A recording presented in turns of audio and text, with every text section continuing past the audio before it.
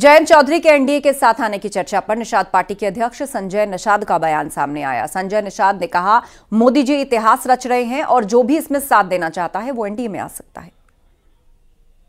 कहते हैं ना कि history the mother of politics और movement the father of politics. इतिहास राजनीति की माँ होती है और इतिहास बनाने का काम मोदी कर रहे हैं। इतिहास बनाने का काम योगी हमारी एनडीए कर रही है, जो उनके दादा को इतना संघर्ष किया था, जिसको आज उनके असली लोकतंत्र का स्थापना किया।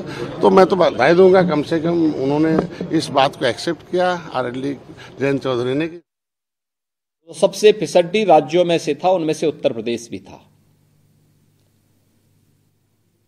2017 के पहले उत्तर प्रदेश की स्थिति से आप सब परिचित होंगे। उत्तर प्रदेश देश की आबादी का सबसे बड़ा राज्य है। आज के दिन पर मैं कहूं तो 25 करोड़ की आबादी इस राज्य में निवास करती है, लेकिन यहां का नौजवान पहचान के संकट से तरस रहा था। और पहचान का संकट इस कदर था कि बहुत सारे यानी उत्तर प्रदेश का व्यक्ति अगर कहीं जाता था तो अपनी पहचान छुपाता था। और कुछ जनपद तो हमारे ऐसे थे जहां का युवा अगर देश के अंदर कहीं जाता था और उसे वहां अपनी नौकरी के लिए या किसी कार्य के लिए वहां पर कोई आवास की आवश्यकता थी, किराए पे मकान लेने की आवश्यकता होती थी, वह नहीं मिलता था। यहां तक कि होटल और धर्मशालाओं में भी कमरे नहीं मिलते थे। लेकिन आज आदरणीय प्रधानमंत्री जी के मार्गदर्शन, उनकी प्रेरणा से उत्तर प्रदेश एक नई पहचान के साथ देश के सामने है। आज आप देख सकते हैं, जिस उत्तर प्रदेश में 17 के पहले हर दूसरे तीसरे दिन एक दंगा होता था, महीनों महीनों कर्फ्यू लगता था, आज वह सुरक्षा के लिए कानून व्यवस्था का एक मानक बना हुआ है। उत्तर प्रदेश, और मेरा मानना है, सुशासन के लक्ष्य को प्राप्त करने में रूल ऑफ लॉ एक सबसे महत्वपूर्ण भूमिका का निर्वहन करता है। बिना भेदभाव के अगर सरकार कानून के राज्य को स्थापित करने के संकल्पों को आगे बढ़ाती है तो उसके परिणाम भी उसी रूप में सामने आते हैं। आज उत्तर प्रदेश ने वह करके दिखाया। इसके लिए हमें सख्त कदम उठाने पड़े। उत्तर प्रदेश के अंदर आपने देखा होगा, सरकार के 7 वर्ष पूरे होने जा रहे हैं, लेकिन 7 वर्षों में उत्तर प्रदेश की 25 करोड़ की आबादी में एक भी दंगा नहीं होता है। उत्तर प्रदेश में सुरक्षा का एक बेहतर माहौल है। परिणाम हम सबके सामने है। ये केवल अचानक नहीं हुआ, हमें इसके लिए पुलिस में रिफॉर्म करने पड़े। पुलिस के प्रदेश के अंदर 7 जनपदों में पुलिस कमिश्नरेट सिस्टम लागू करना पड़ा। प्रदेश के अंदर भर्ती की प्रक्रिया को पारदर्शी तरीके से आगे बढ़ाना पड़ा। 1,55,000 से अधिक हमने पुलिस के कार्मिक नए भर्ती किए, उनकी ट्रेनिंग की क्षमता का विस्तार किया, उनकी कैपेसिटी बिल्डिंग के लिए अनेक कार्यक्रम किए, तकनीक से पुलिस को जोड़ने का काम किया, यूपी स्टेट फॉरेंसिक इंस्टीट्यूट का गठन किया। हर कमिश्नरी स्तर पर, रेंज स्तर पर हम लोगों को फॉरेंसिक लैब स्थापित करनी पड़ी। हर जनपद में साइबर थाने की स्थापना करनी पड़ी। हमें अपने रिस्पांस टाइम को न्यूनतम स्तर पर लाना पड़ा। और आज उत्तर प्रदेश में उसके परिणाम टेक्नोलॉजी का बेहतर उपयोग करके किस रूप में सामने आया है कि उत्तर प्रदेश की कानून व्यवस्था एक मॉडल के रूप में हम सबके सामने है, देश के सामने भी है। और आज उसी का परिणाम है कि हम पूरी प्रतिबद्धता के साथ इन कार्यक्रमों को आगे बढ़ा रहे हैं। तो सुरक्षा का यह बेहतर मॉडल, एक दूसरा तकनीक का उपयोग करते हुए कैसे हम आम जन को और प्रदेश में आने वाले प्रत्येक व्यक्ति को शासन की योजनाओं से लाभान्वित सीधे सीधे कर सकें। मेरे सामने चैलेंज था कि प्रदेश में नियुक्ति की प्रक्रिया पारदर्शी हो। जितने आयोग थे, आयोगों में अच्छे लोग जाएं, वहां की जो जितनी भी भर्ती की प्रक्रिया है वह पारदर्शी और ईमानदारी पूर्वक हो सके, इन सभी कार्यक्रमों को आगे बढ़ाने के लिए टेक्नोलॉजी का बेहतर उपयोग हो सके, इसके लिए सरकार के द्वारा प्रयास प्रारंभ हुए। आज परिणाम है कि हमने विगत 6 वर्ष के अंदर 6 लाख से अधिक सरकारी नौकरी दी, कहीं कोई शिकायत की गुंजाइश नहीं। बिना भेदभाव के यूपी के हर नौजवान को जो भी इसमें अपने अनुसार जिस भी क्षमता के साथ आता था, उसके चयन की प्रक्रिया के साथ जुड़ा, उत्तर प्रदेश में उसका चयन हुआ। ये सभी 6 लाख नौजवान आज यूपी के विकास में अपना योगदान दे रहे हैं। उत्तर प्रदेश में अधिक रोजगार सृजन और नौकरियों की स्थापना के लिए हम लोगों ने नए प्रयास किए। परंपरागत उद्यम में क्या हो सकता है? अक्सर हम लोग मानते हैं कि बड़े औद्योगिक निवेश के लिए होना भी चाहिए और हमारी सरकार भी उसमें प्रयास कर रही है, लेकिन उसका आधार कहां पे है? अगर आपके पास एमएसएमई का क्लस्टर है तो यह एक बेस तैयार करता है किसी बड़े औद्योगिक निवेश के लिए। उत्तर प्रदेश इस मामले में सौभाग्यशाली था कि हमारे पास एमएसएमई के क्लस्टर मौजूद थे, लेकिन दशकों से उपेक्षित पड़े हुए थे। उनके पास न टेक्नोलॉजी थी, उनके पास न मार्केट थी, न उनके पास पैकेजिंग की व्यवस्था थी, न उनके पास किसी भी प्रकार की अन्य सुविधा नहीं थी। वे बंदी के कगार पर थे। हम लोगों ने परंपरागत उद्यम को और एमएसएमई को बढ़ावा देने के लिए 1 डिस्ट्रिक्ट 1 प्रोडक्ट की एक योजना 2018 में प्रारंभ की और मुझे बताते हुए प्रसन्नता है कि आज उत्तर प्रदेश के सभी 75 जनपदों में अपनी यूनिक प्रोडक्ट के रूप में 1 डिस्ट्रिक्ट 1 प्रोडक्ट है। 1 डिस्ट्रिक्ट 1 प्रोडक्ट के माध्यम से आज हम उत्तर प्रदेश के अंदर 96 लाख एमएसएमई यूनिट को पुनर्जीवित करने में हमें सफलता प्राप्त हुई है। और अब हम लोगों ने न केवल एमएसएमई उद्यम को आगे बढ़ाने की कार्रवाई को आगे बढ़ाया है, बल्कि उत्तर प्रदेश में हम लोगों ने सीएम इंटर्नशिप स्कीम के अंतर्गत टेक्निकल इंस्टीट्यूशन में या हमारे किसी भी हायर एजुकेशन से जुड़े हुए किसी भी संस्थान में अध्ययन करने वाले छात्र को फाइनल ईयर में ही हमने सुविधा प्रदान की है कि अपना प्रोजेक्ट वर्क करते समय वह किसी इंडस्ट्री के साथ या किसी इंस्टीट्यूशन के साथ जुड़ता है तो हम सीएम इंटर्नशिप स्कीम के माध्यम से उसको आधा मानदेय गवर्नमेंट देगी, आधा वह इंस्टीट्यूशन या इंडस्ट्री उसको उपलब्ध करवाएगी। तो वह नौजवान अपने फाइनल ईयर में ही किसी न किसी रोजगार और किसी न किसी अन्य कार्य के साथ जुड़ करके आत्मनिर्भरता की ओर, स्वावलंबन की ओर अग्रसर हो सकता है। यह प्रक्रिया उत्तर प्रदेश में हम लोगों ने तेजी के साथ आगे बढ़ाई है। दूसरा, प्रदेश के अंदर निजी क्षेत्र में भी इंडस्ट्रियल पार्क का गठन हो सकता है। इसको भी प्रोत्साहित करने के लिए यूपी प्लेस पार्क की एक स्कीम उत्तर प्रदेश के अंदर हम लोगों ने लागू की है। और अभी इस वर्ष के बजट में हम लोगों ने अपने नए उद्यमियों के लिए एक व्यवस्था प्रारंभ की है कि हम लोग 5 लाख रुपए तक का ऋण, ब्याज मुक्त ऋण उपलब्ध करवाने का कार्य करेंगे युवा उद्यमियों को, जो एक निश्चित प्रशिक्षण के साथ प्रदेश के अंदर जुड़ते हैं और उनको हम इस कार्यक्रम के साथ जोड़ने जा रहे हैं। प्रतिवर्ष 1 लाख उद्यमियों को, युवा उद्यमियों को इसके साथ हम जोड़ने जा रहे हैं। यह एक नई स्कीम है। पहले चरण में हम 5 लाख रुपया देंगे और फिर दूसरे चरण में 7.5 लाख रुपए, तीसरे चरण में 10 लाख रुपए तक की सहायता राज्य सरकार के स्तर पर उन्हें उपलब्ध करवाने के एक बड़े कार्यक्रम को हम लेकर के आगे बढ़ाने जा रहे हैं। ये सभी कार्यक्रम उत्तर प्रदेश के अंदर आज एमएसएमई के माध्यम से, और एमएसएमई का लाभ, इसमें सरकार के द्वारा समय पे उठाए गए कदमों का परिणाम क्या था? जब कोरोना कालखंड में लॉकडाउन लगा तो लॉकडाउन के दौरान 40 लाख कामगार और श्रमिक यूपी के अंदर वापस आया था। चैलेंज था हमारे सामने, ये 40 लाख लोग कहां जाएंगे? हम लोगों ने इनकी स्किल मैपिंग हम प्रारंभ में ही कर रहे थे और फिर मैंने एक अपील की प्रत्येक एमएसएमई यूनिट को कि भाई हम आपको एक सप्लाई चेन देंगे, आपके सामने कोई समस्या नहीं आएगी। कोरोना से बचने के लिए भी हम सभी प्रकार के आपके लिए उपाय करेंगे, लेकिन मेरी आपसे अपील होगी कि एक या दो लोगों को, जो एक कामगार और श्रमिक आए हैं, इनको कार्य मिलना चाहिए, इनको अपने यहां लेकर के इनकी प्रतिभा का आप उपयोग करिए। और मुझे बताते हुए प्रसन्नता है कि अधिकतर कामगार और श्रमिक उत्तर प्रदेश के एमएसएमई यूनिट में ही उनका समायोजन हुआ, वे आज भी वहां सफलतापूर्वक कार्य कर रहे हैं।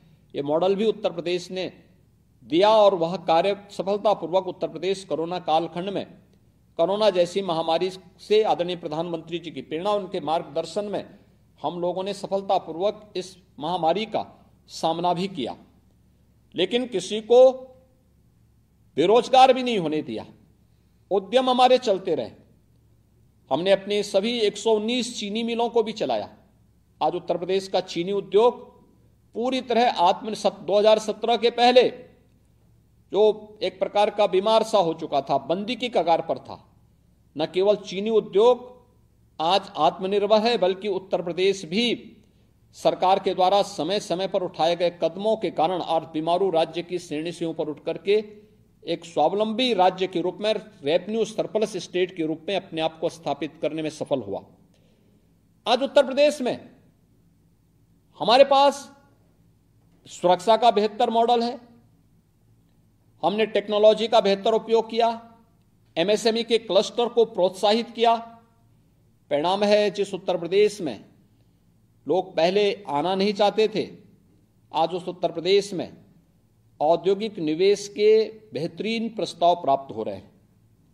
हम लोगों ने फरवरी 2023 में अपना प्रदेश का ग्लोबल इन्वेस्टर समिट आयोजित किया था और मुझे बताते हुए प्रसन्नता है, मुझे याद है 2018 में जब हम अपना इन्वेस्टर समिट आयोजित कर रहे थे, तब जब मैं अपनी टीम के साथ बैठा था तो मैंने उस समय उनसे पूछा था, अभी आपका लक्ष्य क्या है? तो 2018 में जो टीम यूपी की मुझे कहती थी कि साहब 20,000 करोड़ का निवेश आएगा। मैंने उस समय उनको शांत किया था, मैंने कहा 20,000 नहीं, हमारा लोअर जो टारगेट होगा वह 2 लाख करोड़ का कम होना चाहिए और फिर हम उसको आगे बढ़ाने का प्रयास करें। आज उसी उत्तर प्रदेश में जब 23 में हम इन्वेस्टर समिट करते हैं तो हमें 40 लाख करोड़ रुपए के निवेश के प्रस्ताव प्राप्त होते हैं और 40 लाख निवेश के प्रस्ताव, यानी आप सोच सकते हैं कि इससे हम 1,30,00,000 से अधिक नौजवानों को सीधे सीधे उत्तर प्रदेश के अंदर नौकरी देने में सफल हो सकते हैं। और हमारे सारे कार्यक्रम उसी दिशा आगे बढ़ने जा रहे हैं, जिनमें से पहले ग्राउंड ब्रेकिंग का कार्यक्रम 19 फरवरी को आदरणीय प्रधानमंत्री जी के कर कमलों से होने जा रहा है, जिसमें 10 लाख करोड़ रुपए से अधिक के निवेश के प्रस्तावों का भूमि पूजन का कार्यक्रम एक साथ उत्तर प्रदेश के अंदर होने जा रहा है। प्रदेश ने परंपरागत हस्तशिल्पी और कारीगरों की, जिनकी ताकत का एहसास लोग नहीं कर पाते थे, गांधी जी के ग्राम स्वराज की परिकल्पना को वे साकार करते थे, लेकिन उनको हम लोगों ने किन कारणों से उपेक्षित छोड़ दिया था। हमने 2019 में उनकी मैपिंग करवा ली थी, उनकी ट्रेनिंग, उन्हें टूल किट देने की व्यवस्था, और आज मुझे बताते हुए प्रसन्नता है कि लगभग 1 लाख जो परंपरागत हस्तशिल्पी और कारीगर थे, उनकी ट्रेनिंग के कार्यक्रम के साथ साथ उन्हें पीएम मुद्रा योजना के साथ साथ अन्य तमाम योजनाओं के साथ जोड़ने और उन्हें आत्मनिर्भरता के साथ आगे बढ़ाने का कार्य प्रदेश के अंदर किया गया। पीएम विश्वकर्मा की योजना, ये वही योजना है जिसमें हम अपने इन हस्तशिल्पी और कारीगरों को प्रोत्साहित करने का कार्य कर रहे हैं। आज परिणाम है, उत्तर प्रदेश में तेजी के साथ उत्तर प्रदेश के परंपरागत उद्यम को भी हमें प्रोत्साहित करने के साथ साथ उत्तर प्रदेश का एक्सपोर्ट बढ़ा है, जो पहले 80 से 86 हजार करोड़ तक मात्र था। 3 वर्ष के कोरोना कालखंड की अवधि को छोड़ दें तो भी उत्तर प्रदेश आज के दिन पर 2 लाख करोड़ रुपए से अधिक के अपने परंपरागत उद्यम में एमएसएमई यूनिट से जो भी प्रोडक्ट उनका आता है, इसको हम एक्सपोर्ट कर रहे हैं उत्तर प्रदेश से। यानी ये चीजें दिखाती हैं कि उत्तर प्रदेश में पोटेंशियल था, लेकिन उसका बेहतर उपयोग नहीं हो पा रहा था। तो उत्तर प्रदेश ने आज इस दिशा में कार्य भी प्रारंभ किया।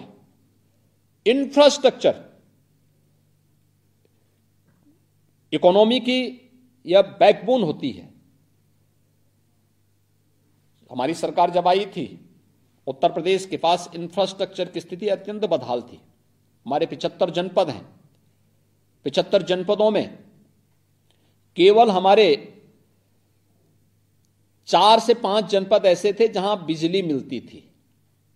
बाकी अन्य सभी जनपदों में 5 से 6 घंटे तक बामुश्किल बिजली मिल पाती थी। आज मुझे प्रसन्नता है बताते हुए कि हमने विद्युत प्रोडक्शन भी किया है, उनके डिस्ट्रीब्यूशन को भी समान रूप से सभी 75 जनपदों में आज हम बिजली मार्च अप्रैल 2017 से ही प्रत्येक जनपद को हम बिजली उपलब्ध समान रूप से उपलब्ध करवा रहे हैं। और आज के दिन पर विद्युत की कमी उत्तर प्रदेश के अंदर नहीं है। हम चाहे वह घरेलू उपभोक्ता हो, चाहे वह कॉमर्शियल हो या इंडस्ट्री हो, इन सबको समान रूप से विद्युत की आपूर्ति कर रहे हैं और उत्तर प्रदेश इस दिशा में कार्य कर रहा है। इंफ्रास्ट्रक्चर में उत्तर प्रदेश की स्थिति हर व्यक्ति जानता था। लोग ये मानते थे कि जहां से सड़कें खराब हैं तो मान लो उत्तर प्रदेश की सीमा आ गई, लेकिन आज ऐसा नहीं है। इंटरस्टेट कनेक्टिविटी को 4 लेन के साथ हम जोड़ चुके हैं। उत्तर प्रदेश में देश के सर्वाधिक एक्सप्रेस हाईवे आज के दिन पर हैं। पूर्वांचल एक्सप्रेसवे हमारा क्रियाशील हो चुका है, जो प्रदेश की राजधानी को पूर्वी उत्तर प्रदेश के अंतिम छोर तक जोड़ता है। बुंदेलखंड एक्सप्रेसवे 2022 में आदरणीय प्रधानमंत्री जी के कर कमलों से अभी लोकार्पित हो चुका है, राष्ट्र को समर्पित किया जा चुका है, जो बुंदेलखंड के सभी जनपदों को जोड़ते हुए आगे बढ़ता है। प्रदेश के अंदर गोरखपुर लिंक एक्सप्रेसवे युद्ध स्तर पर कार्य चल रहा है। बलिया लिंक एक्सप्रेसवे पे कार्य चल रहा है। लखनऊ कानपुर एक्सप्रेसवे, इस पर युद्ध स्तर पर कार्य चल रहा है। गंगा एक्सप्रेसवे जो मेरठ को प्रयागराज से जोड़ता है, लगभग 600 किलोमीटर का यह एक्सप्रेसवे, यह प्रयागराज कुंभ 2025 के पहले हमारा प्रयास है कि हम इसको राष्ट्र को समर्पित करवाएं, और इस पर भी युद्ध स्तर पर कार्य वर्तमान में चल रहा है। प्रदेश के अंदर 12 लेन का एक्सप्रेस हाईवे दिल्ली मेरठ को जोड़ चुका है। मेरठ की स्थिति इस एक्सप्रेस हाईवे के बनने के पूर्व मेरठ से दिल्ली की दूरी तय करने में 3-साढ़े 3 घंटे लगते थे। आज मात्र 45 मिनट में आप इस दूरी को तय कर सकते हैं। देश की पहली रैपिड रेल दिल्ली मेरठ के बीच में आदरणीय प्रधानमंत्री जी के कर कमलों से प्रारंभ हो चुकी है। आज देश के अंदर सबसे अधिक शहरों में मेट्रो का संचालन उत्तर प्रदेश के अंदर हो रहा है, और देश का पहला इनलैंड वाटरवे वाराणसी हल्दिया के बीच में प्रारंभ हो चुका है। इनलैंड वाटरवे अथॉरिटी का गठन हम उत्तर प्रदेश में कर चुके हैं। अयोध्या को भी इनलैंड वाटरवे के साथ जोड़ने की कार्रवाई उत्तर प्रदेश तेजी के साथ आगे बढ़ाने की दिशा में कार्य कर रहा है। उत्तर प्रदेश एक और जहां इन सभी बेहतर इंफ्रास्ट्रक्चर के लिए आज जाना जा रहा है, एयर कनेक्टिविटी को हमने बेहतर किया है। 2017 में जब हमारी सरकार आई थी तो मात्र 2 एयरपोर्ट हमारे पूरी तरह क्रियाशील थे, और आज उत्तर प्रदेश में 4 इंटरनेशनल एयरपोर्ट हैं। 5वां इंटरनेशनल एयरपोर्ट हम बहुत शीघ्र लेके आने वाले हैं। अयोध्या में इंटरनेशनल एयरपोर्ट हो चुका है। कुशीनगर में इंटरनेशनल एयरपोर्ट पहले से ही कार्यरत हो चुका है। जेवर में बहुत शीघ्र नए इंटरनेशनल एयरपोर्ट के साथ बहुत शीघ्र 10 नए एयरपोर्ट उत्तर प्रदेश के अंदर हम फंक्शनल करने जा रहे हैं, जिन पे वायु सेवा हम दे देंगे। इनका कार्य पूरा हो चुका है, और आज मैं कह सकता हूं कि लगभग 21 डोमेस्टिक एंड इंटरनेशनल एयरपोर्ट के साथ उत्तर प्रदेश देश के अंदर बेहतरीन एयर कनेक्टिविटी के लिए आज जाना जाएगा। डेडिकेटेड फ्रेट कॉरिडोर के लिए भी लॉजिस्टिक की जो अनंत संभावनाएं यूपी के अंदर होनी चाहिए। अनेक रोजगार के सृजन के माध्यम बनेंगे। सर्विस सेक्टर में हमारे पास जो अनेक संभावनाएं हैं, इन संभावनाओं को आगे बढ़ा रहे हैं। खेती किसानी पर जो ध्यान दिया जाना चाहिए था, यूपी में तो आप सब जानते हैं हमारे पास पर्याप्त जल संसाधन भी है, अत्यंत उर्वरा भूमि भी है, लेकिन किसान उपेक्षित था, आत्महत्या कर रहा था। इसी उत्तर प्रदेश में 2014 के पहले आत्महत्या करता था, 2017 के पहले भी लोगों आत्महत्या करने के लिए मजबूर थे। आज परिणाम क्या है? कृषि विकास की दर को पिछले 6 वर्ष के अंदर 3 गुना से अधिक बढ़ाने में उत्तर प्रदेश को सफलता प्राप्त हुई। इस दौरान प्रधानमंत्री कृषि सिंचाई योजना के माध्यम से उत्तर प्रदेश के अंदर हम लोगों ने लगभग 23 लाख हेक्टेयर लैंड को अतिरिक्त सिंचाई की सुविधा उपलब्ध करवाई। किसान को टेक्नोलॉजी के साथ जोड़ने का प्रयास हुआ, नेचुरल फार्मिंग और ऑर्गेनिक फार्मिंग को बढ़ावा दिया, उनके सर्टिफिकेशन की कार्रवाई को तेजी के साथ आगे बढ़ाया। आज परिणाम हमारे सामने है। उत्तर प्रदेश के अंदर आप देखते होंगे, जिस उत्तर प्रदेश में किसान अपने गन्ने के खेत में आग लगाता था, मैं एक दिन गन्ना किसानों को हुए गन्ना मूल्य के भुगतान की ही मैं देख रहा था। मुझे बताते हुए आश्चर्य होगा कि 22 वर्ष में उत्तर प्रदेश के गन्ना किसानों को 2,03,000 करोड़ रुपए का भुगतान हुआ, और हमारी सरकार ने गत 6.5 वर्ष के अंदर गन्ना किसानों को 2,35,000 करोड़ रुपए का गन्ना मूल्य का भुगतान मात्र 6.5 वर्ष के अंदर किया, जो 22 वर्ष के अंदर जितना नहीं हो पाया था उससे अधिक सरकार ने मात्र 7 वर्ष में गन्ना किसानों के अंदर प्रधानमंत्री मोदी जी के इस संकल्प को यह साकार करता है कि किसानों की आमदनी को दुगना करने के लक्ष्य को प्राप्त करने में कैसे राज्य सरकार सहायक हो सकती है। यह गन्ना किसानों के क्षेत्र में है। प्रोक्यूरमेंट की अपनी पॉलिसी लाई गई। प्रदेश के अंदर आज लागत का 1.5 गुना एमएसपी किसानों को प्राप्त हो रहा है। बेहतरीन सुविधा के साथ आज किसान आत्मनिर्भरता के लक्ष्य को प्राप्त कर रहा है। अनेक प्रकार से वह आगे बढ़ा है।